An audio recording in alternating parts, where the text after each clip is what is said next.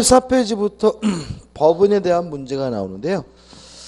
1번 문제는 뭐 그닥 중요한 건 아닙니다. 그죠? 의미 없는데 그래도 뭐죠? 이렇게 구색상 1번 법인의 본질에 관한 기술 중 틀린 것은 1번 법인 실제설에 의하면 법인의 행위 능력은 인정된다.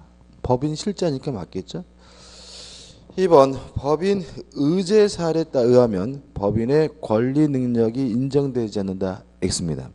법원 의제설은 법인의 권리 능력은 인정하지만 행위 능력은 인정하지 않거든요. 박스 정리해놨죠. 답은 뭐죠? 2번이죠. 3번 법인 의제설은 행위 능력을 인정하지 않으니까 법인에게도 불법 행위 능력은 인정되지 않는다. 맞는 질문이고요. 4번 법인 부인설은 법인에게는 권리 능력도 없다라는 견해니까 행위 능력이나 불법 행위 능력은 인정될 수 없다. 물론 뭐죠? 맞는 질문이고. 4번 법인 실제설은 다 있는 거잖아요. 권리 능력, 행위 능력 있고 불법 행위 능력도 인정이 됩니다. 2번 문제입니다. 재단법인의 설립에 관한 설명 중 틀린 것은 1번 재단법인의 설립 행위는 재산의 출연과 정관을 작성하여 기명 날리는 행위로서 상대방 없는 단독행위설이 다수설이다. 맞는 질문이죠. 일단 재단법인이라는 것은 재산의 집합에다가 법인격을 인정한 거죠. 그래서 일단 반드시 재산은 있어야 되기 때문에 재산의 출연이 필요하고요. 물론 재단으로 법인으로서 실질을 갖추기 위해서 정관도 필요합니다. 주의하실 것은 사원이 없다는 점이고요. 2번 생전 처분으로 재단법인을 설립한 경우에는 그 출연 재산은 법인 성립지, 다른 말로 하면 법인 설립 등기 시 법인에게 귀속한다는 질문은 맞는 질문이죠. 3번 재단법인 중 영리재단법인은 X입니다. 왜냐하면 재단법인은 영리법인일 수가 없죠. 다시 말하면 영리법인과 비영리법인을 나누는 기준은 돈을 버느냐 안 버느냐 문제가 아니라 돈을 벌었을 때 그 수익금을 구성원들이 나눠 갔느냐 안 나눠 갔느냐 문제죠. 구성원들이 찾아갈 수 있는 게 뭐예요? 영리법인. 구성원들이 찾아갈 수 없는 게 뭐죠? 비영리법인이고요. 따라서 재산법인은 구성원, 사원이 존재하지 않기 때문에 항상 비영리법인이어야 되고요. 영리법인일 수는 없습니다. 따라서 답은 뭐죠? 3번이 되는 거죠. 4번 유언으로 재단법인을 설립한 경우의 출연재산은 유언의 효력 발생 시, 다른 말로 하면 출연자가 사망 시 법인에게 뭐죠? 귀속한다. 맞는 질문이고요.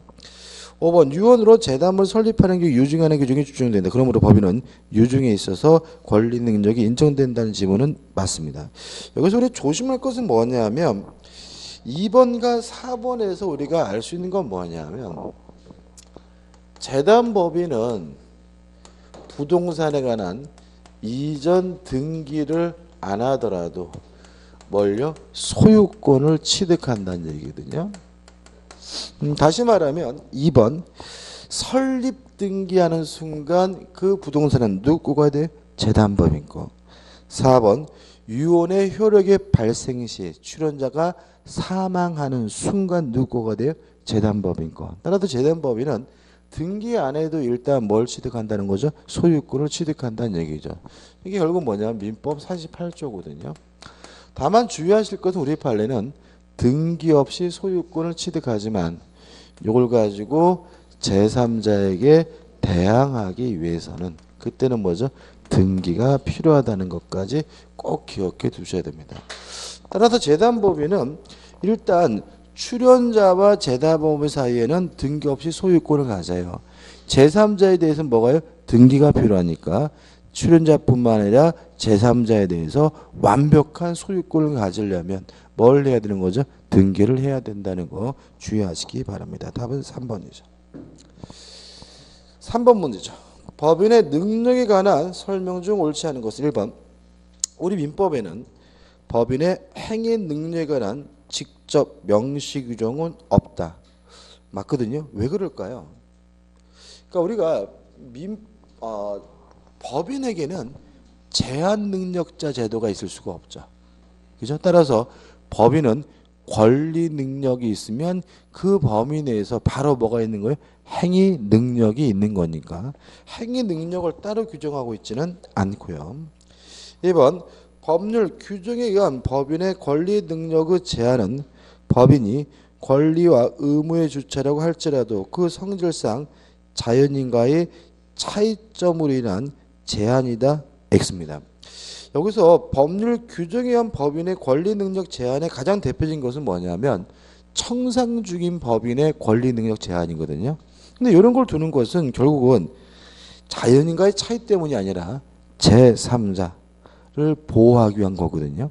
그러니까 우리가 자연인과의 차이점에 의한 제한, 예를 들어서 생명권이 없다, 뭐 상속권이 없다, 이런 것들은 법에 규정이 없어요. 그런 것들은 법에 규정이 없더라도 당연히 뭐죠? 법인에게 인정되지 않는 것으로 해석이 되는 거죠. 따라서 법률 규정에 특별히 권리 능력을 규정하는 것은 자연인과의 차이 때문이 아니라 거래의 안전, 제3자를 보호하기 위한 것이기 때문에 2번이 X가 되는 거죠. 3번 법인의 불법 행위가 성립하는 경우에 법인의 책임과 기관, 개인의 책임은 부전정 연대 책임으로 본다. 뒤에 또 나오겠지만 따라서 피해자는 법인이나 기관 아무한테나 전액에 대해서 손해배상을 뭐 할 수 있죠? 청구할 수가 있고요. 4번 청산법인이나 청산인이 청산법인 목적 범위 외의 행위를 했다면 그 범위 외라면 권리 능력이 없는 것이니 그 행위는 무효가 되고요. 5번 법인은 성명권, 재산권, 명예권 등에 있어서는 자연인의 권리 능력과 동일한 권리 능력을 갖는다. 맞는 질문이고 특히 요 명예권이 있다라는 거 꼭 잊지 마시기 바랍니다. 왠지 명예는 자연인에게만 인정될 수 있는 것 같으니까 꼭 잊지 마시기 바랍니다.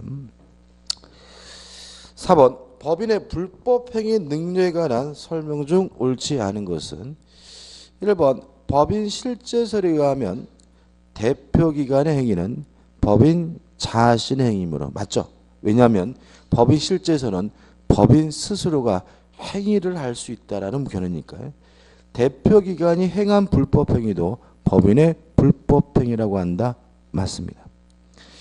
2번 법인의 이사, 임시이사, 특별대리인, 임의대리인, 청산인의 불법 행위에 대하여 책임을 진다. X입니다. 법인은 법인 대표 기관의 행위에 대해서만 뭐죠? 책임을 집니다. 다시 말하면 법인의 불법 행위 책임이 인정되려면 누구 행위에 대해요? 법인의 기관. 근데 여기서 특별 대리인은 뭐죠? 법인의 기관이죠. 언제 선임합니까? 법인과 이사의 이해 상반 행위가 있을 때. 그렇지만 임의 대리는 법인의 대표 기관이 아닙니다. 따라서 2번은 뭐가 되죠? X가 되고 임의 대리인이 빠져야 되는 거죠. 3번 판례는 행위 외형상 법인의 대표적 직무행위라고 인정할 수 있는 것이면 법인의 대표기관 자신의 개인적 이익을 꾀할 목적으로 권한을 남용. 그죠? 그러면 우리가 이걸 대표권 남용이거든요. 근데 이 대표권 남용은 무엇과 똑같냐면요. 대리권 남용과 똑같아요. 그래서 결국 뭐예요?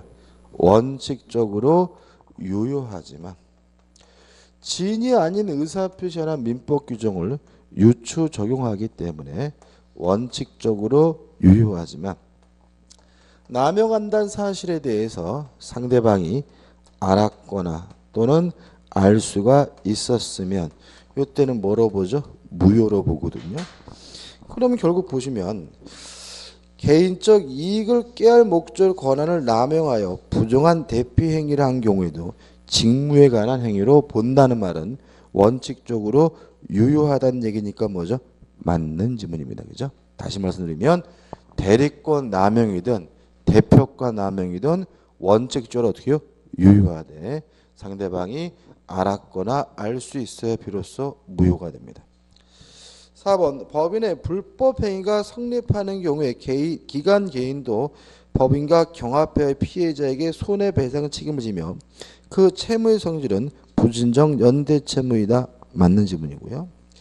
5번 대표기관 행위가 직무집행의 범위를 벗어났어요. 그러면 법인은 책임을 안 집니다. 누가 책임을 지느냐? 그 사항의 의결에 찬성한 사항과 이사 및 기타 대표자는 연대에서 손해배상을 해야 합니다. 답은 2번이죠. 넘기셔서 8번입니다.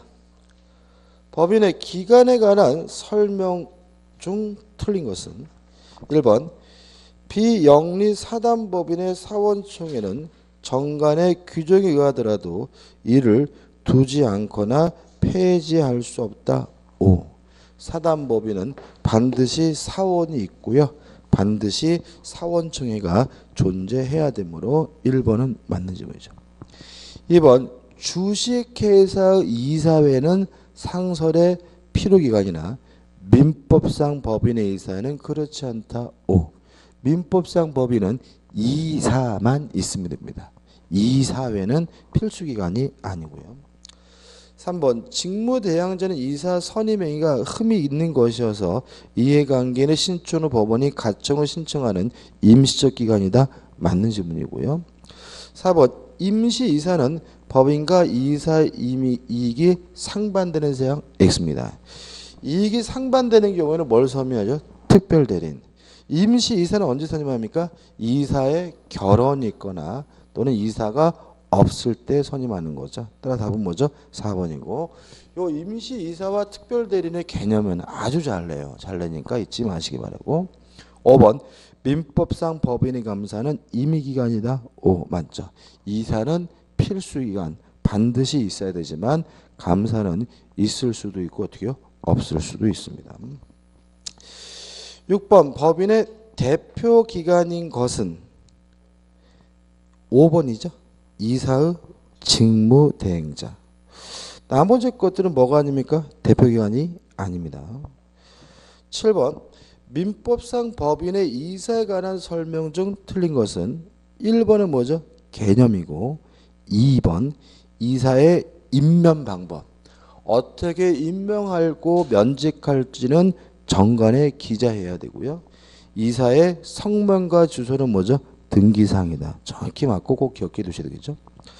3번 이사의 대표권에 대한 제한은 등기하에야 제3자에게 대항할 수 있다. 맞고요. 아주 시험에 잘 나오죠. 일단 이사의 대표권을 제한하려면요. 정관에 기재가 돼야 돼요. 따라서 만약에 정관에 기재가 되지 않는다면 그 대표권 제한은 무효가 되고요. 이러한 정관에 기재된 대표권 제한을 가지고 제3자에게 대항하려면 이때는 뭐죠? 등기가 필요한데 항상 조심할 것은 옆에 선의가 아니죠. 선의 악의를 불문합니다. 따라서 선의 제3자나 악의 제3자나 대항하기 위해선 뭐가 필요합니까? 등기가 필요하니까 이 지문에서 제3자 앞에 뭐가 없더라도 선의가 없더라도 맞는 지문이 됨을 주의하시기 바랍니다. 4번 이사가 없거나 결혼이 있는 경우에는 이해관계인의 청구에 의하여 주무관청은 임시이사를 선임한다. X입니다. 주무관청이 선임할 리가 없는 거죠. 누가요? 법원이 선임할 문제죠. 답은 뭐죠? 4번이죠. 5번 이사는 선량관리자 주의로서 그 직무를 수행해야 한다. 물론 뭐죠? 맞는 질문이죠. 우리가 그 다음 주에는 정상 수업하고 그죠?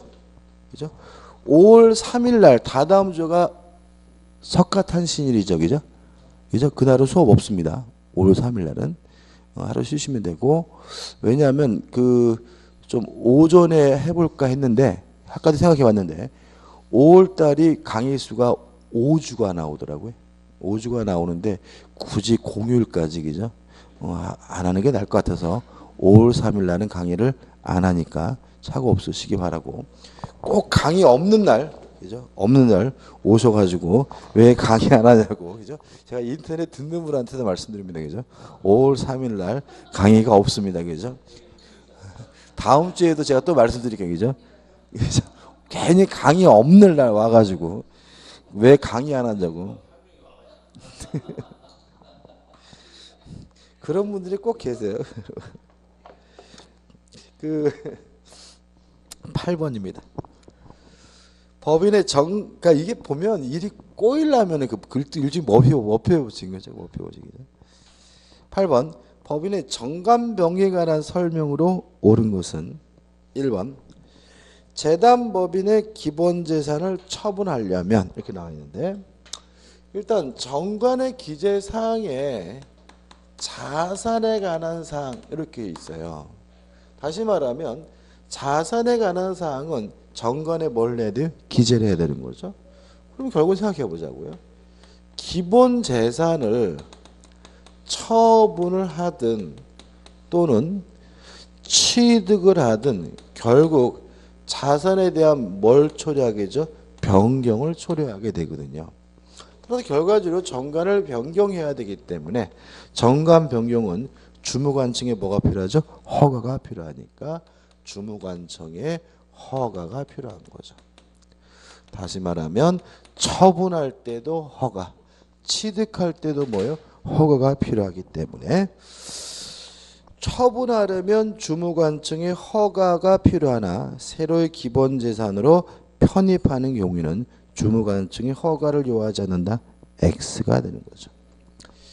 2번 사단법인의 정관은 정관에 다른 규정이 있더라도 출석사안에 3분의 이상의 동의가 있으면 주무관청의 허가를 받아 변경할 수 있다. X죠. 다른 규정이 있다면 그 규정에 따라서 해야 되겠죠. 3번 사원자격의 득실 변경에 관한 정관의 기재사항이 적법한 절차를 거쳐서 변경된 경우에는 구성원이 다르더라도 그 변경 전에 사단법인은 동일성을 유지하면서 존속한다. 물론 뭐죠? 맞는 질문이고 3번이 뭐죠? 답이죠. 4번 재단법인의 정관은 원칙적으로 뭐죠? 변경할 수가 없습니다. 그죠? 정리해 볼까요? 재단법인의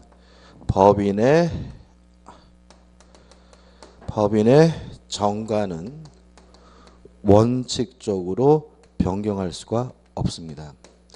왜냐하면 재단법인은 사원총회라는 곳이 존재하지 않기 때문에 실질적으로 정관을 변경할 만한 기구가 없는 거죠. 다만 예외적으로 변경하는 것이 가능한 경우가 있다. 그죠? 첫째, 사무소 소재지, 그죠? 소재지, 명칭 등은 변경하는 것이 뭐죠? 가능하다. 두 번째, 목적을 달성할 수 없는 경우에는 목적의 변경도 가능할 수가 있고요. 목적의 목적을 달성하는 것이 불가능한 경우는 목적을 변경하는 것도 뭐죠? 가능하고요. 다만 유의하실 것은 이러한 것들은 다 뭐가 필요하죠? 주무관청으로부터 허가를 받아야 된다는 얘기죠. 따라서 허가 없이 이루어진 정관 변경은 뭐가 됩니까? 무효가 되고요. 그렇기 때문에 교재에 나와 있는 것처럼 재단법인의 명칭은 정관의 기재사항이므로 주무관청의 허가를 받더라도 변경할 수 없다. X죠. 그 다음에 5번 사단법인의 정관은 사단법인의 독일성을 해하거나 그 본질에 반하는 경우에는 총사원의 동의가 있으면 변경할 수 있다. X죠. 동일성을 해할 수가 없습니다. 예를 들어서 비영리법인을 영리법인으로 바뀔 수가 없고요. 또 본질에 반할 수도 없다는 거 당연한 얘기겠죠. 답은 3번입니다. 9번 다음의 기술 중 사단법인과 재단법인의 공통되는 해산 사유가 아닌 것은 꼭 이게 나오면 답은 뭐죠? 3번이죠. 총회. 재단법인은 뭐가 존재하지 않습니까? 사원총회가 존재하지 않으므로 3번이 답이 되겠죠. 10번입니다. 법인의 해산 및 청산에 관한 민법 규정의 설명으로 옳지 않은 것은 1번 파산은 사단법인과 재단법인의 공통된 해산 사유이다. 맞습니다. 2번 해산한 법인은 청산의 목적 범위 내에서만 권리 능력이 인정되는데 이게 뭐죠? 청산법인이라고 하고요. 3번 청산 중인 법인은 변제기에 이르지 아니한 채권도 변제할 수 있다. 맞죠? 청산해야 되니까 뭐 10년 후에 갚을 돈, 5년 후에 갚을 돈도 미리 뭐 할 수 있어요? 갚을 수가 있는 거고요. 4번 청산 종결 등기가 격려되었다면 청산 사무가 완전히 종결하지 않다고 하더라도 법인은 소멸한다. X입니다. 권리 능력이 소멸되는 시점에 대해서 우리 판례는 청산 사무가 실질적으로 종료됐을 때로 봅니다. 다시 말씀드리면 법인은 언제 권리 능력이 없어지죠? 청산 사무를 실질적으로 끝냈을 때입니다. 따라서 청산 종결 등기가 되었다 하더라도 청산 사무가 완전히 종결하고 있지 않다면 권리 능력이 있는 거고 법인은 소멸하지 않은 겁니다. 답은 4번이죠. 5번 민법 청산에 관한 규정은 당연히 강행 규정이겠죠. 11번입니다. 법인 아닌 사단에 관한 설명으로 옳지 않은 것은 1번 법인 아닌 사단도 부동산에 관하여 등기 권리자가 될 수 있다. 이게요 좀 틀리다라고도 할 수 있긴 한데 뭐 틀린 건 아닌데 좀 정확하게 좀 기억해 두시면 좋겠을 것 같은데요. 법인 아닌 사단은 틀린 건 아닙니다. 그죠? 법인 아닌 사단은 권리 능력이 없죠. 그죠? 다시 말하면 권리 능력 없는 사단이잖아요. 다만 무엇은 인정이 되냐면 당사자 능력은 인정이 돼요. 따라서 법인 아닌 사단도 등기의 당사자가 될 수가 있어요. 그래서 만약에 소유권 등기를 하면 소유 명의자가 될 수가 있는 거거든요. 따라서 만약에 부동산에 대한 권리를 하면 누구 이름으로 등기하냐면은 대표자가 아닙니다. 그죠? 법인 아닌 사단 자체 이름으로 등기하는 거죠. 왜요? 등기에 뭐가 될 수 있어요? 당사자 능력이 인정되니까. 따라서 여기서 등기 권리자가 될 수 있다는 말은 소유자라는 얘기가 아니라 등기 명의자, 등기 권리자, 등기 당사자가 능력이 있다는 의미로 해석이 되기 때문에 1번은 틀린 지문이 아니라 뭐죠? 맞는 지문이에요. 다시 한번 말씀드리면 둔산교회가 있어요. 그러면 둔산교회는 대표적인 뭐죠? 법인 아닌 사단이니까 둔산교회는 뭐가 없어요? 권리 능력이 없어요. 따라서 둔산교회의 그 교회 건물은 교회 거가 아니라 그것을 구성하고 있는 자연인들의 뭐가 돼요? 공동 소유 총유가 되는 거죠. 이해되시죠? 그죠? 다만 이 건물은 등기는 어떻게 해야 되냐면 둔산교회라고 등기를 하는 거예요. 왜냐하면 등기에 대해서 무엇은 인정이 돼요? 당사자 능력은 인정되기 때문에 둔산교회 자체 이름으로 뭐가 될 수 있어요? 등기를 할 수가 있는 거죠. 이해되시죠? 이제 따라서 등기 권리자가 될 수 있다는 말은 권리를 가질 수 있다는 말이 아니라 등기 명의자가 될 수 있다는 의미이기 때문에 맞는 질문이고요. 또 하나 주의하실 것은 뭐가 있죠? 소송 당사자 능력이 인정이 되죠. 따라서 만약에 둔산동 교회가 재판이 벌어졌어요. 그러면 누구 이름으로 소송을 제기되냐면 목사님 이름으로 소송 제기하는 게 아니에요. 둔산 교회 이름으로 뭐죠? 소송을 제기해야 돼요. 왜요? 소송 당사자 능력은 인정이 되기 때문에 그렇다는 거 항상 조심하시기 바랍니다. 따라서 2번 법인 아닌 사단도 그 대표자가 있는 경우 누구 이름으로요? 사단 명의로 소송을 제기할 수 있다. 맞는 질문이 되는 거죠. 따라서 대표자 이름으로 소송을 제기하는 게 아니라 뭐죠? 둔산 교회 이름으로 뭐죠? 소송을 제기한다는 거 주의하시기 바랍니다. 3번 주택법상 아파트 입주자 대표에는 동별 세대수에 비례하여 선출되는 동별 대표자를 구성원으로 하는 법인 아닌 사단이다. 맞는 질문이고요. 4번 법인 아닌 사단인 재건축 조합의 대표자는 조합원 전원의 동의를 얻어 자기 명의로 조합 재산의 보존을 위한 소송을 제기할 수 있다. X죠. 왜요? 소송 당사자 능력이 있으니까 자기 이름으로 소송을 제기하는 것이 아니라 둔상교회, 다시 말하면 재건축 조합 이름 자체 이름으로 소송을 제기해야 되는 것이 원칙이므로 답은 뭐죠? 4번이 되는 거죠. 그죠? 그래서 요 4번 지문하고 2번 지문하고 구별하시면 되겠죠. 2번은 누구 이름으로 소송을 제기한다고요? 사단 명의로. 4번은 뭐죠? 대표자 이름으로 소송을 제기한다는 거니까 맞고 틀리고 하는 거니까 주의하시기 바랍니다. 5번 법인 아닌 사단인 아파트 분여의 수익금이 분여회장 명의로 명의 예감계좌로 입금되어 있는 때 위 수익금의 관리권을 승계한 입주자 대표회의가 수익금의 지급을 청구할 경우 그 상대방은 분여회의다. 맞는 지문이고 왜 그러냐면 요 분여회도 일종의 법인 아닌 사단으로 이해하고요. 소송 당사자 능력이 인정되기 때문에 그렇습니다. 답은 4번입니다. 12번입니다. 법인에 관한 설명 중 틀린 것은 1번 법인이라 함은 법률에 의하여 권리 능력이 인정되는 단체, 이게 뭐죠? 사단법인이고 재산, 이게 뭐죠? 재단법인이니까 1번은 뭐죠? 맞는 지문이죠. 2번 장기적 대규모 사업의 영속성의 필요에 의하여 필요성이 제기된다. 3번 사단법인에서 정관의 법적 성질은 자치법규로 보아야 한다. 맞아요. 좀 구별할 게 뭐가 있냐면 정관은 자치법규예요. 이에 반해서 약관은 계약이에요.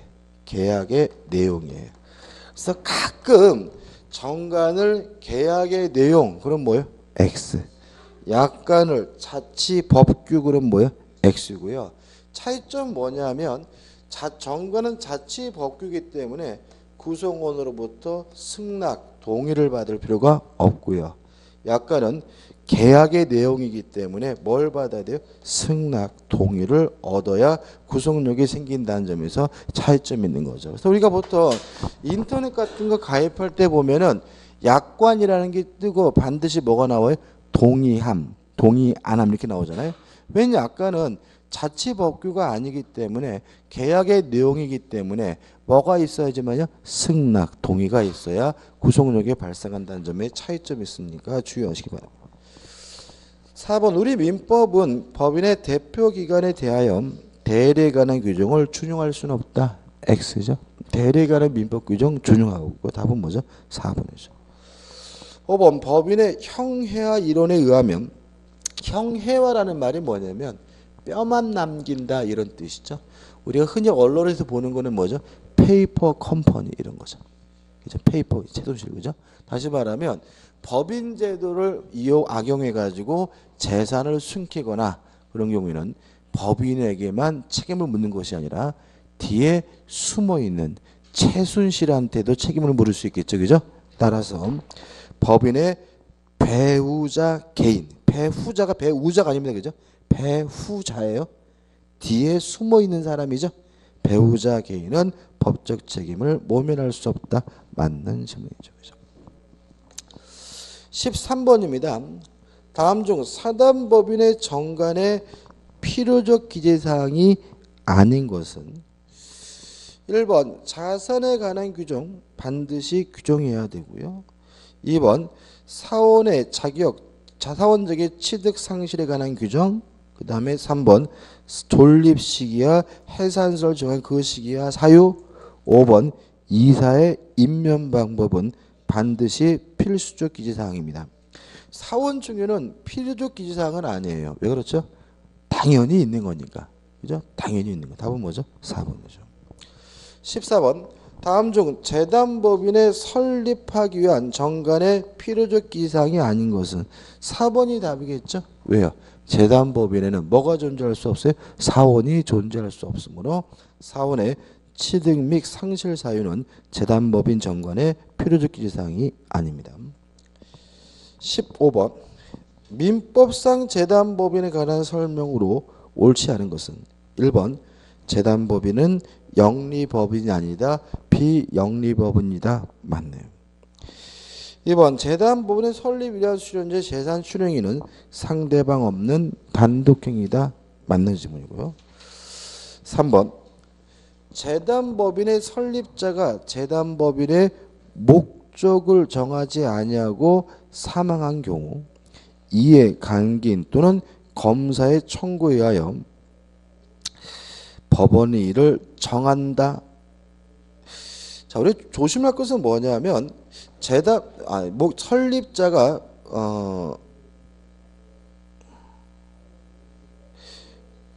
설립자가 뭐 목적을 정하긴 했는데 그 범위가 명확하지 않고 구체적이지 않으면 법원이 그것을 뭐 할 수 있어요? 정할 수가 있겠지만 지문에 나와 있는 것처럼 목적 자체를 정하지 않았다면 법원이 이것을 뭐 할 수는 없어요?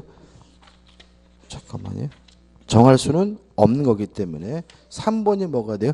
X가 되는 거죠. 그래서 해설에 나와 있는 것처럼 마지막에 법원이 이를 정할 수 있는 범위가 아니다라는 거는 뭐냐면 최소한 설립자가 뭐는만 정해줘야 돼요?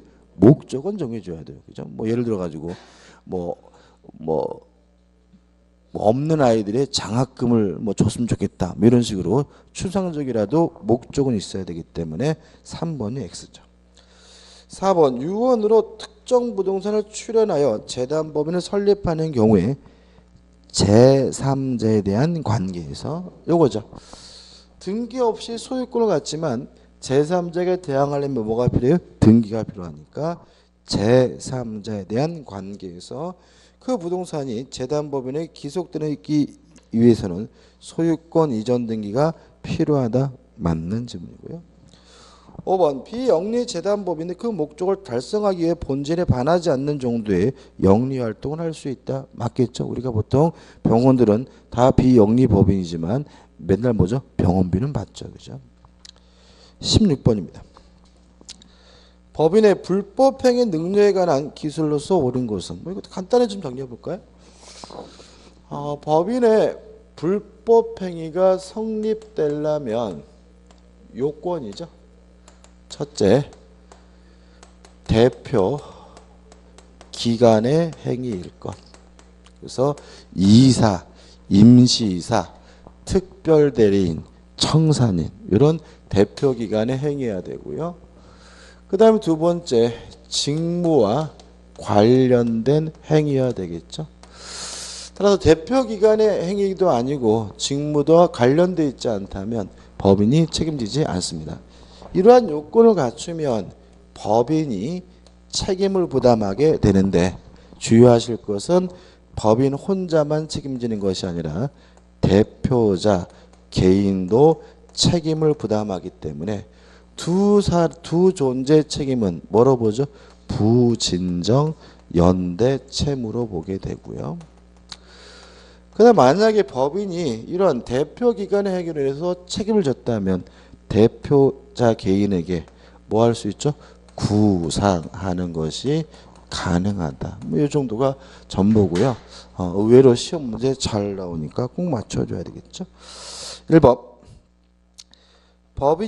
법인의 손해배상 책임이 대표기관의 고의적 불법행위 기한 것이라 해도 손해 발생과 관련하여 피해자의 과실이 있다면 과실상계 법리는 적용 가능하다.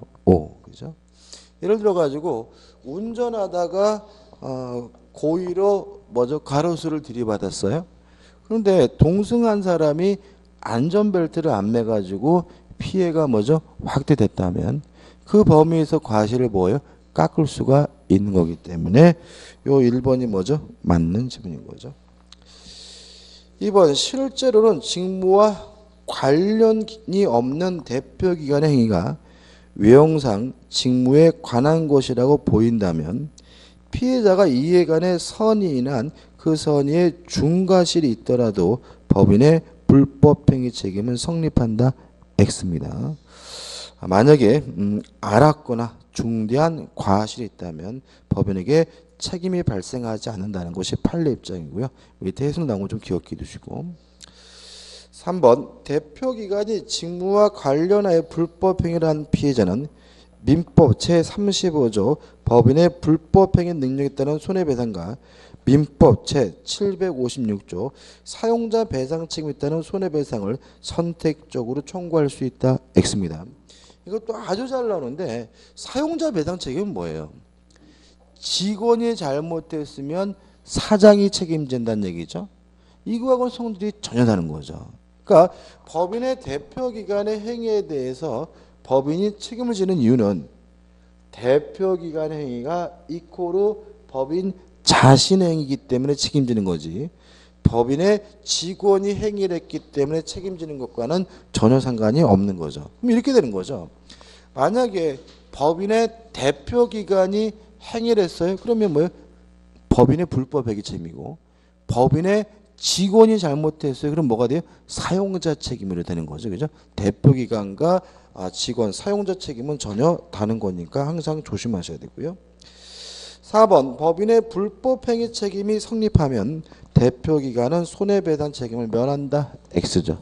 둘 다 책임지고 부진정 연대 채무고요.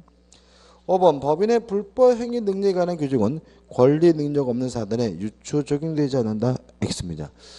사단 법인에 대한 대부분의 규정은 권리 능력 없는 사단에도 적용이 됩니다. 답은 1번이네요. 17번입니다. 법인의 불법행위 능력에 관한 설명으로 옳은 것은 1번 대표권이 없는 이사도 법인의 대표기관이므로, 대표권 없는 이사는 말 그대로 뭐죠? 대표기관이 아닙니다. 따라서 법인의 불법행위 책임이 성립한다. X죠. 2번 법인의 목적 범위 외의 행위로 인하여 타인에게 손해를 가한 때, 그러니까 목적 범위 외니까 직무와 관련이 없으니까 이때는 법인이 책임지지는 않고요. 누가 할 책임지냐면 그 사항의 의결에 찬성하거나 그 의결을 집행한 사원, 이사 및 기타 대표자가 연대하여 배상 책임을 지게 되고요. 따라서 2번이 뭐죠? 맞는 질문이죠. 3번 법인의 불법행위 책임은 사용자 책임하고 전문용 상관이 없는 겁니다. 따라서 3번 법인은 사용자로서 불법행위 책임을 지는 것이므로, 이미 틀렸죠? 대표기관을 선임 감독함에 있어 주의무를 다하였음을 증명하면 그 책임을 면한다는 뭐죠? X가 되고요. 4번 반복적이고 5번 피해자에게 손해 발생에 대한 과실이 인정되더라도 법인의 불법행위 책임에 인한 손해배상을 산정할 때에는 법원은 과실 상계할 수 없다. X. 과실을 상계할 수가 있습니다. 18번입니다. 옳지 않는 것을 찾네요.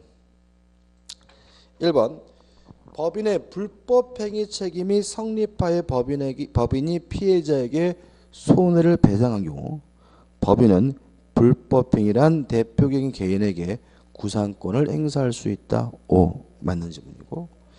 2번 사용자 책임에 관한 민법 규정이 뭐 되잖아요? 적용되지 않고요. 명확하죠. 그죠?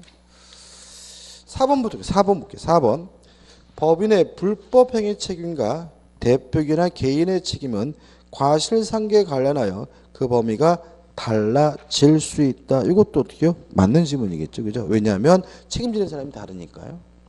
5번 법인의 사원이 법인의 대표자의 직무와 관련하여 대표자 공동으로 불법행위를 한 경우 피해자에 대한 법인 대표자 및 그 사원의 배상 책임은 모두 부진정 연대관계에 있다. 맞죠? 자, 왜 그러냐면 일단 예를 들어 가지고 이런 거 한번 생각해 보세요.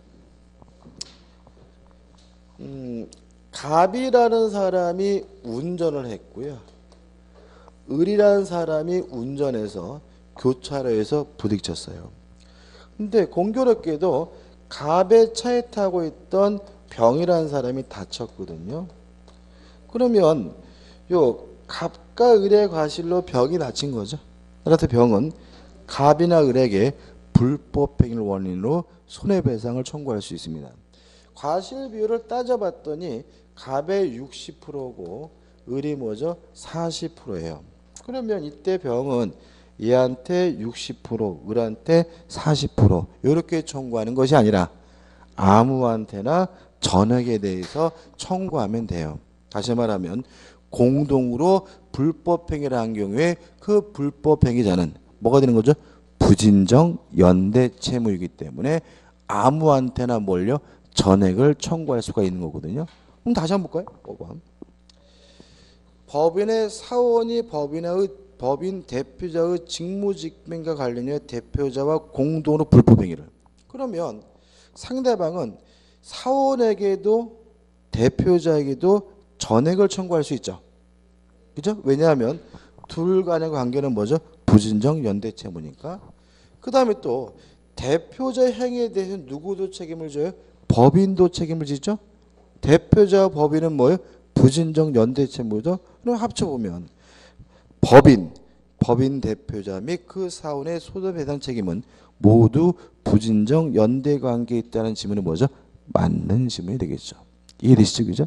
그럼 결과적으로 3번만이 답이 되는 거죠. 3번 보시면 대표기관의 불법행위가 외형상으로만 직무 관련성을 보이는 경우 실제 직무 관련성에 대해 피해자의 악의 과실 유무와 상관없이 법인이 불법 행위 책임을 진다. X입니다. 다시 말하면 직무와 관련된 행위여야 누가 책임을 져요? 법인이. 특히 외형상으로만 직무와 관련돼 있다면 상대방이 알았거나 중과실이 있는 경우에는 법인이 책임지지 않는다는 판례가 있기 때문에 3번이 뭐죠? X고 3번이 뭐가 돼요? 답이 되겠죠. 한 가지 주의하실 건 이게 19의 문제잖아요. 그죠? 그러면 이제 3번 또 나올 거예요?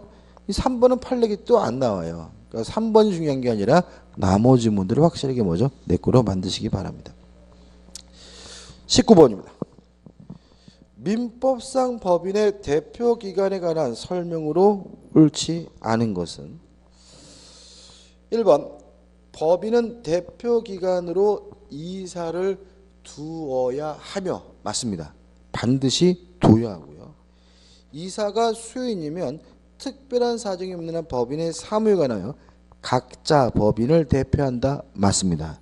각자 대표가 원칙이죠. 2번 요거죠. 정관에 기재된 대표권 제한을 가지고 제3자에 대항하려면 뭐가 필요하죠? 등기가. 누구도 포함합니까? 악의 제3자도 포함합니다. 따라서 법인의 정관에 규정된 대표권 제한을 등기하지 않았더라도 이를 악의 제3자에게 대항할 수 있다. X. 악의 제3자에게 대항할 수가 없는 거죠. 답은 뭐죠? 2번이죠. 3번은 임시이사의 개념이죠. 이사가 없거나 결혼이 있을 때 선임하는 것이 뭐죠? 임시이사고 4번은 특별대리인의 개념입니다. 이사와 법인 간의 이해가 상반되면 선임하는 것이 뭐죠? 특별대리인이고 5번은 뭐죠? 직무대행자 개념이니까 한번 읽어보시면 되겠죠. 20번입니다. 민법상 법인의 이사에 관한 설명으로 옳은 것은 1번 이사는 대외적으로 법인을 대표하고 대내적으로 법인의 사무를 집행하는 까지 맞는데 임의기관이다. X. 이사는 반드시 있어야 되는 필수기관이죠. 2번 이사가 수인 있는 경우에는 공동대표가 원칙이다. X. 각자 대표가 원칙이죠. 3번 이사의 대표권 제한을 등기하지 않으면 악의 제3자에게도 대항할 수 없다. O. 맞는 질문이고 답은 뭐죠? 3번이죠. 4번 이사는 정관 또는 총회 결의로 금지하지 아니한 사항에 관하여 타인에게 포괄적으로 대리권을 수여할 수 있다. X. 포괄적으로는 대리권 못 줍니다. 왜냐하면 포괄적으로 대리권을 주게 되면 이사의 존재 자체가 없기 때문에 반드시 뭐죠? 특정해서 대리권을 줘야 됩니다. 5번 이사의 결혼이 있어 손해가 생길 염려가 있다면 법원은 이해관계인이나 검사에 청구하여 특별대리인이나 뭐죠? 임시이사를 선임합니다. 21번입니다. 1번 이사가 여럿인 경우 정관에 다른 규정이 없으면 이사의 과반수로서 대표행위를 한다. X. 내부적인 업무 결정은 과반수로 결정하죠. 그렇지만 대외적으로 법인을 대표하는 것은 각자가 대표하기 때문에 1번은 뭐죠? X죠. 2번 대표권 제한을 등기하지 않더라도 그 사실을 상대방이 알았다면 법인의 대표권 제한으로서 그 상대방에게 대항할 수 있다. X. 악의 제3자에게 대항할 수가 없습니다. 3번 반복적이고요. 4번 이익이 상반되는 경우는 임시이사를 선임하는 것이 아니라 특별대리인을 선임해야 되고요. 5번 파산 이해 사유로 법인이 해산한 경우 정관 또는 총회 경위로 달리 정한 바가 없다면 이사가 청산이 된다. 오, 맞죠. 그래서 일반적으로 원칙적으로 이사가 청산인이 됩니다. 연기셔서 22번입니다. 법인의 이사에 관한 설명을 틀린 것은 반복적입니다. 답만 볼까요? 3번 정관에 다른 규정이 없는 한 이사의 사임의 의사표시는 까지 끊어볼게요. 우리가 민사적으로 관두는 건 단독행위예요. 그죠? 그래서 우리가 위임계약의 해지도 승낙을 받지 않고 어떻게요? 일방적으로 하는 거고요. 고용계약의 해지도 어떻게요? 승낙을 받지 않고 일방적으로 합니다. 마찬가지로 이사의 사임도 뭐죠? 단독행위거든요. 따라서 이사의 사임의 의사표시는 법인에 대한 일방적인 의사표시와 법인의 승낙이 있어야만 효력이 발생한다는 지문은 뭐죠? X가 되는 거죠. 23번입니다. 1번이 답이죠. 너무나 반복적에서 설명드리기가 민망할 정도입니다. 그죠?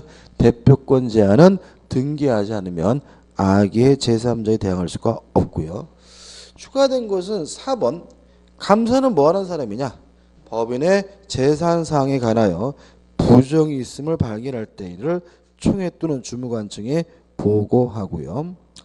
5번 임의 해산은 총사원의 4분의 3, 정관 변경은 3분의 2라는 의결령 주소도 꼭 기억해 두셔야 되고요. 좀 쉬었다가 24번부터 보도록 하겠습니다.